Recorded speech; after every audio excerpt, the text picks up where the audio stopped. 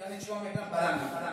برای برادر عزیز هر چیزی که نشانه کریس دارد باید که ما اون چیز را به فرزندان نخریم و خصوصا تاجرای عزیز باید چیزی که صلیب دارد باید نفروشن، چون که پول او حرام است. پیغمبر خدا میگه کل لحم نبت من الحرام فالنار علی بیه، یعنی هر کسی که از راج حرام و فرزنداش اگر جزا بیارد و حرام است، بس سوزوندنش الله است. برای این چیزهایی که هستند ببینید پیغمبر نعوذ بالله برو گفتن، قرآن را برو گفتن، کتاب خدایی نگفتن، آیا از این ادنای مزدکر شکر عالم وجود دارد؟ مسلمان با هزار فقر همون لباسی بر سلاح نرمه پوشه و با میرد تمرین میکنه، همون لباس های خود را پوشه. اگر در همونجا نام کمانده های خود باشد برای ببینه که ما چند جمعه پیش یک جوانمرد خورشید جان دادر عزیز دعا دادیم، انشاءالله در اخیر با دعا میکنیم در حقش، که او در یکی از چمپیونات‌های جهان رفته بود، الحمدلله جای یکم گرفت و پرچم تاجیکستان را در مابین چند مملکت دنیا برداشت. از این محله نوشنه است. چرا که ما لباسی که پرچم ملی خود داشته باشه او را نپوشیم؟ پرچم یک ملتی که برای ما اهمیت ندارد، او از دین ما بیگانه باشد، او به ما یکان یافتن کمک شده چی در کار برای ما معرفی کردن پرچم یک مملکت میگن. برای این احتیاج شدن در کار. در اینجا همین روز حسش که زمانی که حضرت خداوند این انشاءالله که روز باشه در باب حضرت عیسی صحبت کنیم، اما این صحبت هم بگویم که همون زمانی که حضرت عیسی را خداوند میخواست ببرد به آسمان ببرد، سحر حضرت عیسی علیه السلام رفتن غسل کردند. وقتی آمدن 12 تا صحابه‌اش و حواریان اونها معرفی میشوند. البته یارای پیغمبر ما صحابه میگن یارای او را حواریان گفتن. میگه اونها در اکناف شدن. حضرت چوب بود، موهای زیبا داشت، قد زیبا داشت، قد بسیار ناچه زیبا داشت، صورت بسیار خوشروی داشت، سن مبارکشون به 32 33 رسیدگی بود. میگه در همین هنگام موها از موهاش میگه قطره‌های آب به مثل دور مرجان میچکیدند. حضرت گفت که سن یکی از همون یاراش که تو تا برآمدن یا تا پیدا کردن فروش چند بار این کار حق میکنم. بعد از آن او ایوا کرد نمیخوام من چی میکنم دیگر سخن نگو. او کی میخواهد که به خاطر من عذاب شود و به قتل رسانده شود؟ از همه جوانتر اونها بلند شد و من حضرت رو بشم. اون میخواست که کسی کلام سالتر شد خیزد باز دین مراتبه تکرار کرد، باز همون جواب برید و من دیگه همه خاموش بودن. او بشید سیوم مراتبه در این حدیثی که حضرت عبدالله ابن مسعود از پیغمبر خدا صلی الله علیه و سلم این حدیث روایت میکنه. میگه سیوم مراتبه وقتی که با همون جوان بلند شید گفت بسیار عذاب میکشی به خاطر من. در انا همین حضرت عبدالله ابن مسعود میگه که صورت حضرت عیسی و شکل حضرت عیسی در همین جوان مانند شد. وقتی اینها خانه را احاطه کردن در حضرت عیسی میگه فریضه برآمد بر آسمان ملائکه را بردن. انا همین جوان را به قتل رساندند. اونها ادعا دارند در پیشاب کاری زدن ما عیسی را کشتیم با فخر میکنیم. اونها پیغمبر کشتن و پیغمبری چون فخر میکنند. فخر کردنش میدونید به خاطر چیست؟ هیچ انسان برای قتل فخر نمیکنه من فلانی را کشتم، اما به خاطر آن است که خلاف قرآن من تو خلاف سنت پیغمبر من تو قتل فخر میکنه. اما این روز مسلمان همون لباس نمیشه فخر میکنه. والله شرمندگی است. فرزنداتون این لباس‌ها را نشونید. چون موضوع که موضوع همین است که از ولادت حضرت عیسی تا ولادت حضرت رسول اکرم صلی الله علیه و سلم، چون ما این قانون پیغمبر خدا صلی الله علیه و سلم سپری شد کاباری هم درباره حضرت شنیده گفتیم. من میخواهم که خیلی یک نظم شیری میگه حضرت مولوی در مورد حضرت رسول اکرم صلی الله علیه و سلم میفرماید برای شما خوانم. معاذ از اکبر اصحاب نبوی همیشه خادم آن شایسته بود. در روز حضرت سلطان ابرار ز شفقت بست دستها. معاذ را خواند بر فرقش نهادن، به شفقتها دعای خیر دادن. وصیحت داد بدان احکام اسلام، با او زادی سفردادش سرانجام. فرستاد با ملک یمن زود، به اصحابش وداع کرد در او. حضرت معاذ ابن جبل یکی از اکبر صحابه های رسول اکرم صلی الله علیه و سلم است. میگه روز پیغمبر اکرم صلی الله علیه و سلم حضرت مولوی که البته این از احادیث دوروزار رسول اکرم صلی الله علیه و سلم برشته نظم آوردگی هم صحیح ترین حدیث است. میگه حضرت یک سله خوب بستند حضرت رسول اکرم صلی الله علیه و سلم با دستای مبارکشان. حضرت معاذ فریاد کردند، در سر افتاد ماندند. حضرت معاذ پادشاه یمن کردند، دعاش دادند و نصیحتاش کردند و چند عدالت پیشگیر نسبت به مردم بسیار خاکسار و عادل باش و سخنهای مردم، قولهای مردم گوش کن و اگر درباره تو اگر نگاه مردم شاید شکایت به خاطر کسی بیان، شکایتهای مردم قبول کن. این نصیحت‌ها را کردند، دعاش دادند. به امر مصطفی شاه یمن شد، جهان از عدل او داد و چمن شد. همیشه کاری او صدق و صفا بود، به فرمان رسول الله با وفا بود. زرنج کس بودی قوت نانش، طعام الله بودی زاد جانش. با وجود اینکه پادشاه شد، اونقدر عدالت کرد که مردم از عدالت او انگشت حیرت رسیدند. اما حضرت با مهنت با نفوذ پادشاه بود در شهر یمن، اما کلام می‌داد دیگرانی می‌کرد زندگیش پیش می‌برد. نیاسودی دمی در روی بستر، سر و سجاده‌اش با دیده تر. اونها که در واقع خدا را می‌شناختند، چون اونها این انس از حبیب خدا، از رحمان، یعنی از حبیب رحمان، از محمد رسول الله صلی الله علیه و سلم همیشه شب در بریه بودن، سجاده‌هاشو تر بود. نکردی بس شاهی مرد درویش، رهی فقر و فنا آمد در پیش. چو اویس ببشتی شاه ابرار، به حسرت‌ها دلی مشتاق دیدار. همیشه آرزو بود، باور کنی 100 بار بیزار بود از این وظیفه. میگو کاش که من پیغمبر خدا فریاد کنم، اما این امر اطاعت پیغمبر خدا بود، وگر من هرگز من راهبری را طلب نمیکنم، چون یک بار دیدم جمال زیبای محمد صلی الله علیه و سلم برای من از همه عالم و از قیامت برای من بالاتر است. اما همیشه در دلش کی باشد، کی اون روز، کی اون ساعت رسد که پیغمبر خدا مرا برای به حضور خودش دعوت کنند. شب او بود در خواب راحت، شنید آواز قربت و حیبت. که برخیز ای معاذ از خواب سامان، که باشد مصطفی در کردن جان. اللهم صل علی محمد و علی محمد.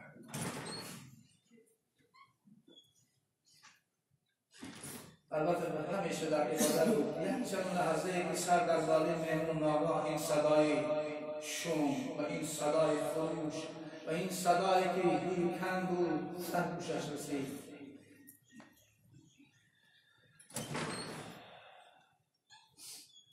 ز خواب خویش گریان گشت بیدار، چکیده اشک حسرت از دل و سار. صبا با خود تفکر کرد چندان، مبادایی که باشد مکر شیطان.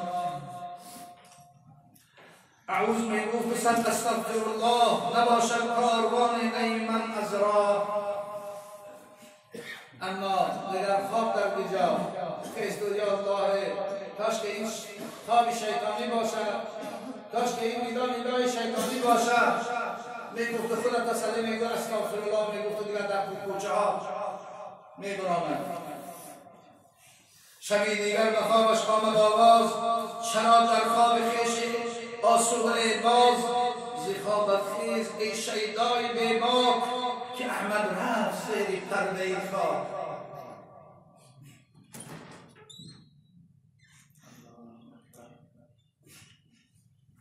شبی دیگر با امید خدا دلتین میکرد که شاید این خواب شیطانی باشد. ناگاه شبی دیگر این صدای خنود، این صدای که دور گوش انسان مسلمان را باور کنید تکان میده، دل انسان را تکان میدهد. نفس شبی نشید کشید نعره شد بیدار اصحاب زدا بیدار چو اجدر پیچ در تا دیگر همه که در کیست فریاد کرده همه گفتا بگریه یا رسولا محیبا مشفقا اهل و قبولا کشید نعره ها آن عاشق زار چنان جگریست مردم کشت بیدار.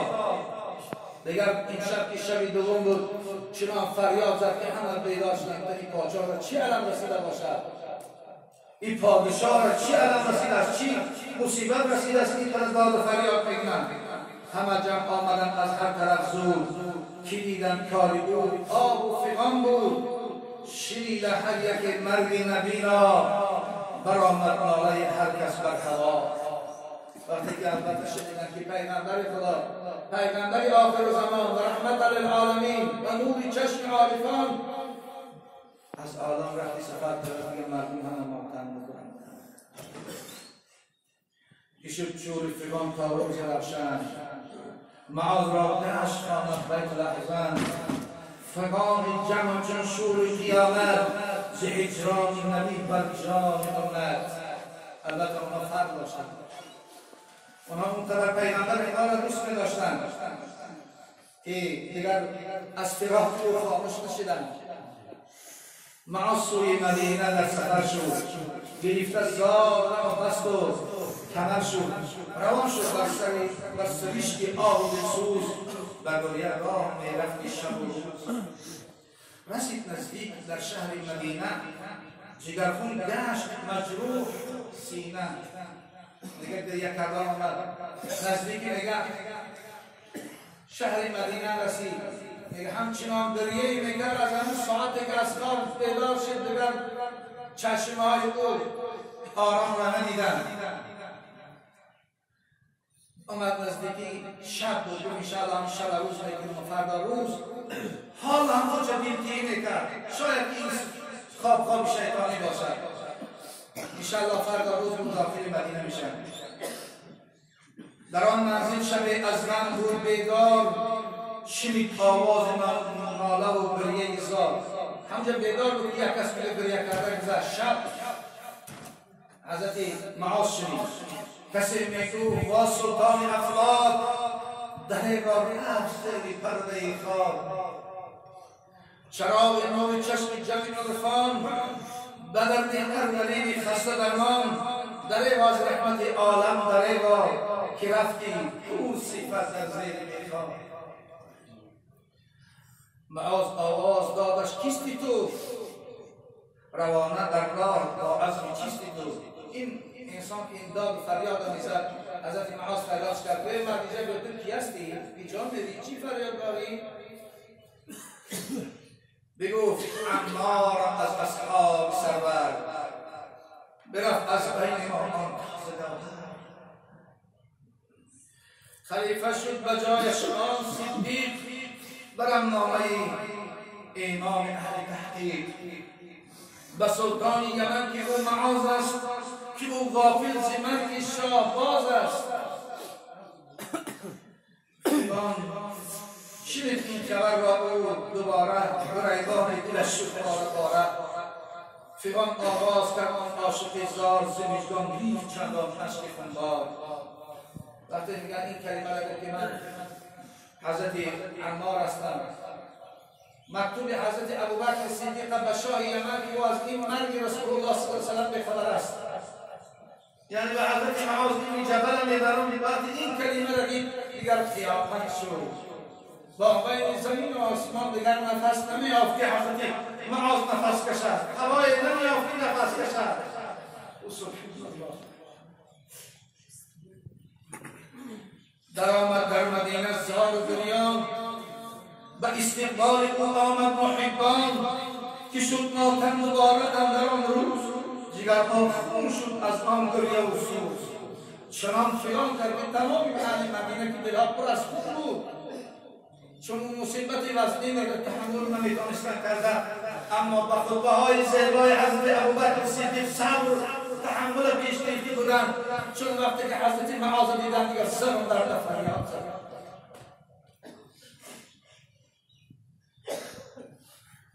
نشسته پیش خاک مصطفی بکرد ناله از حال جدایی که ای پیشوا، ای پشت و پناه ما غریبان، بدل هر مریضی خسته در ما، در از روی ماه شاه الاولاد نهان شد زهری قبری پرده خاک.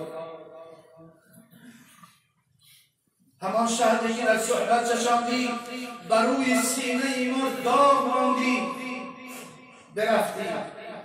برفت در پیش ام المؤمنین او، سرش از جیب جاری کرد چون جو، سلامش کرد گریان از پسی در به حسرت میزدی سر براستی. رفت پیش حضرت ام المؤمنین حضرت عایشه صدیقه گریان، سر در همون تاریخ که پیغمبر خدا داخل حجره حضرت عایشه مادر مویشو میزد و فریاد میزد.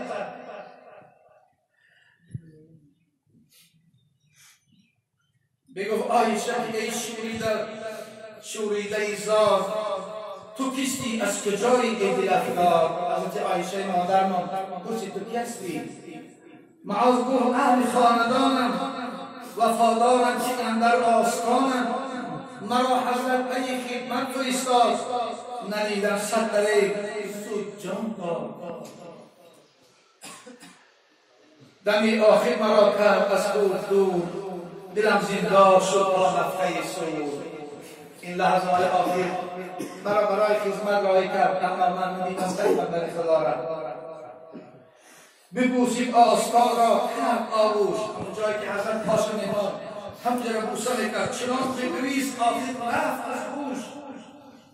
به هوش آمد بگفت ای مادری زار، بگو از این حال فوت شاهی ابرار. چنان گریستی دیگر هوشش رفت از گریه رفت. گفت ای مادر مسلمانان، بگو که پیغمبر خدا چی بود، جان به جان آفرین سپاری.